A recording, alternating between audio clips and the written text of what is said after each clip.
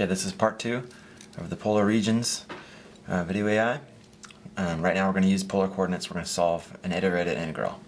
Okay, so the first thing to do is review the unit circle and how this is going to relate to polar coordinates. So as it's shown, I have x, y, and a radius of inside of a circle. So if I just take x squared plus y squared, I get r squared. Okay, so anytime I have x squared and y squared together, it will always equal r squared. Okay, so the next thing we want to do is a little bit of trig. Okay, and I want to find out what x and y actually equal in polar coordinates. Okay, so if I take the sine of my angle, I'll get the opposite, y, over the hypotenuse r. And then if I just solve for y, y is now going to equal r sine theta. If I do the same thing,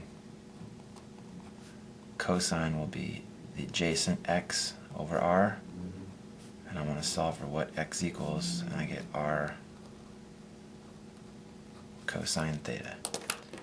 Okay, so anytime we have x or y and we want to convert to polar, we will use these values. Okay, so anytime you see an x, you substitute in r cosine theta, and likewise for y. If you see x and y squared together, you'll get r squared every time. Okay, so this example problem, we're given the double integral over a given region. Our density function is xy cubed over some area. Okay, so my boundaries are y has to be greater than or equal to 0. So if I come over, this is y equals 0, so it has to be above this line. Y has to be greater than or equal to negative x. So if I plot this line, okay, this is y equals negative x, so it has to be greater than this line. And now I'm given 4 less than or equal to x squared plus y squared less than or equal to 9. Okay, so whenever you see x squared and y squared together, just like we had up here, that means a circle. So now this is a circle of radius 2 and 3.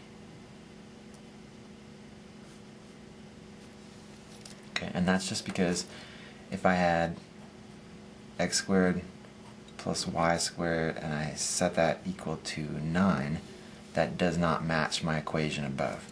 If I wanted it to match the equation above, it would be x squared plus y squared equals 3 squared. Okay, so just because you see the 9 is really a 3 squared, and the 3 is the radius. Okay, so here's my radius of 2 and 3.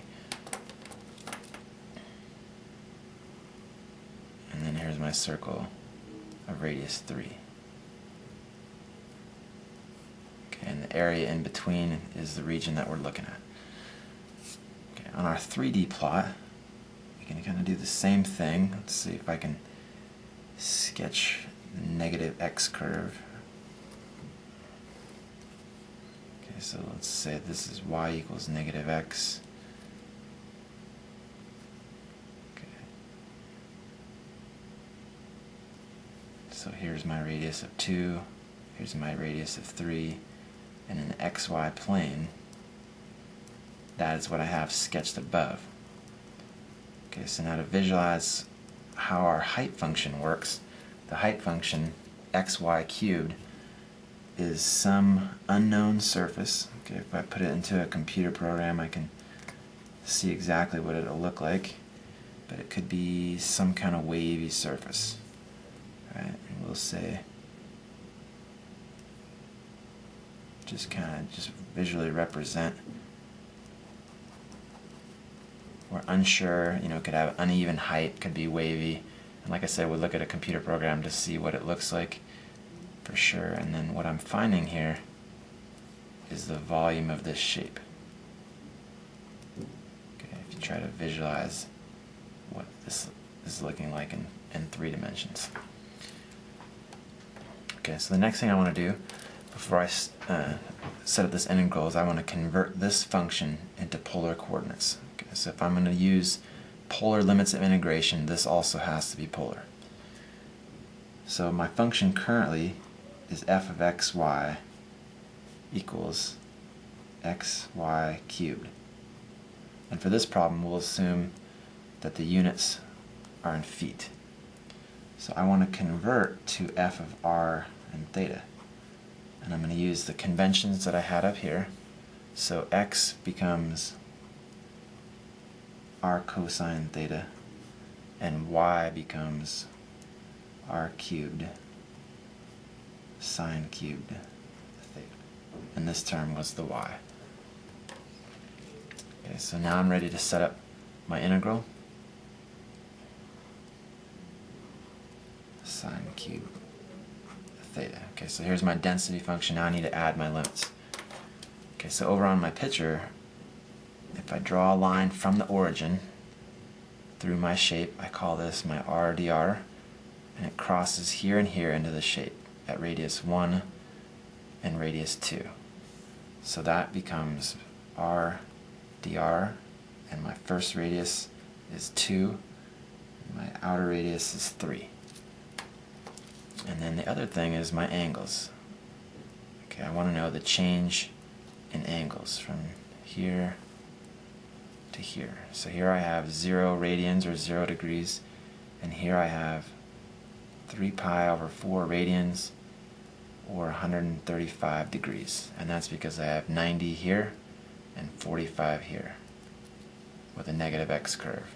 Okay, that's 90, this is 45, it gives me 135 or 3 pi over 4. So d theta then goes from 0 to 3 pi over 4. Okay, so now we're ready to take our first step, but before we integrate we have to multiply through this r. So this, if I just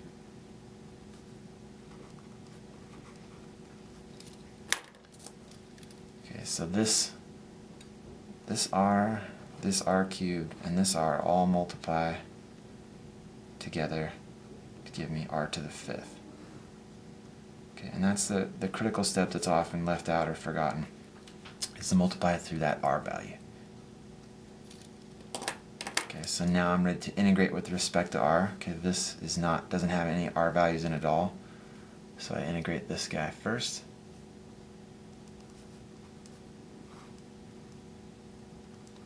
And I get r to the 6 over 6, evaluated from 2 to 3 d theta. Okay, so as I apply the upper and lower limits, I'll get 3 to the 6th power over 6 minus 2 to the 6th power over 6. Okay, and this is a constant. It does not include any theta term, so I can factor it out of the entire integral. Okay, so to complete this, I need to use u substitution. So I'll let my u be sine of theta, my du will be cosine theta. And then this integral will convert to u cubed du. And the integral of that will be u to the 4th over 4. And then I'll substitute my u value back in down here. I'll get sine to the 4th theta over 4 from 0 to 3 pi over 4. Again, I do upper minus lower. I get the sine to the 4th power of 3 pi over 4 minus the sine to the 4th power of 0 over 4, which this term will go to 0, because I know the sine of 0 is 0. And this will give me 6.927 feet cubed. Okay, and how do I get feet cubed? I get feet cubed from my density function, which was in feet. So if I look at this density function, that's in feet. My radius will also be measured in feet, and my change in radius will be measured in feet. And those three together will give me cubic feet.